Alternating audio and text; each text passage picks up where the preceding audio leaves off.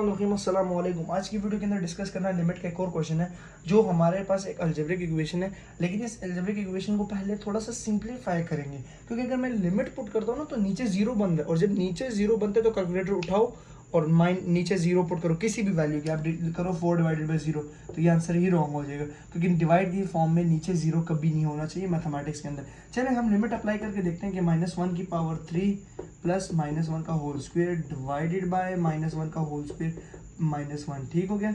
और हमारे पास ये क्या आ रहा है स्टूडेंट्स, -1 का होल क्यूब क्या होता है आपके पास -1, और -1 का होल स्क्वायर +1 डिवाइडेड बाय -1 का होल स्क्वायर -1 और +1 हो जाएगा और -1, तो ऊपर हमारे पास क्या आ जाएगा 0/0, तो 0/0 फॉर्म बन रही है। तो हम इसे पहले सिंप्लीफाई करेंगे क्योंकि नीचे जीरो आ गया तभी लिमिट पुट हो पाएगी, ठीक है। अगर 0/0 फॉर्म बन रही तो वो हम एक और इक्वेशन है उसकी तरफ जाएंगे, लॉपिटल रूल, वो आप लोगों की जरूरत नहीं। अभी लिमिट को हम लोग डिस्कस करें कि लिमिट के क्वेश्चंस को कैसे सॉल्व कर सकते हैं without any another rule we use, and हम लोग इस लिमिट के रूल को सिंप्लीफाई करके यूज करना है, ठीक है। अब ये लिमिट का क्वेश्चन है ना स्टूडेंट्स, तो आप लोगों ने क्या करना है, लिमिट x अप्रोचेस टू -1, थोड़ा सा इसको सिंप्लीफाई करें, जहन इस्तेमाल करें। अगर मैं ऊपर से एक्स स्क्वायर को कॉमन ले लूँ, ठीक है, और अंदर क्या बचेगा x+1 बच जाएगा, ठीक है, क्योंकि एक्स स्क्वायर बाहर आ गया और एक्स स्क्वायर क्यूब की जगह x बन गया।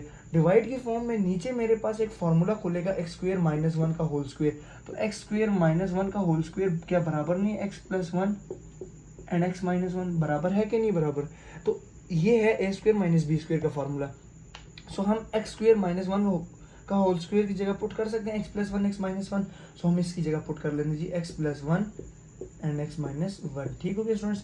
And the next step is के लिमिट x अप्रोचेस टू -1, यहाँ से आप कट करते हैं x+1 को x+1 के साथ, ठीक है। सो हमारे पास क्या बचेगा x² डिवाइड बाई x-1।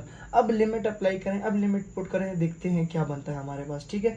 सो यहाँ पे हम लोग लिख देते हैं अप्लाइंग लिमिट, ठीक है, x अप्रोचेस टू -1। आप लोगों ने स्टेटमेंट को स्ट्रेट लिख लेना। सो जब मैं अप्लाइंग लिमिट करता हूँ तो -1 का होल स्क्वायर आ जाएगा डिवाइडेड बाय -1 और -1, सो -1 का होल स्क्वायर 1 डिवाइडेड बाय -2, तो हमारे पास क्या आंसर आ जाएगा -1/2। तो -1/2 is the best answer of this equation. So I hope आप लोगों को स्टूडेंट्स इक्वेशन की इजीली समझ आ चुकी होगी और ये -1/2 इसका प्रॉपर आंसर है, ठीक है। सो नेक्स्ट वीडियो तक के लिए मोहम्मद फैजान को दीजिए इजाजत, दुआओं में याद रखिएगा, अपना ख्याल रखिएगा, अल्लाह हाफिज़।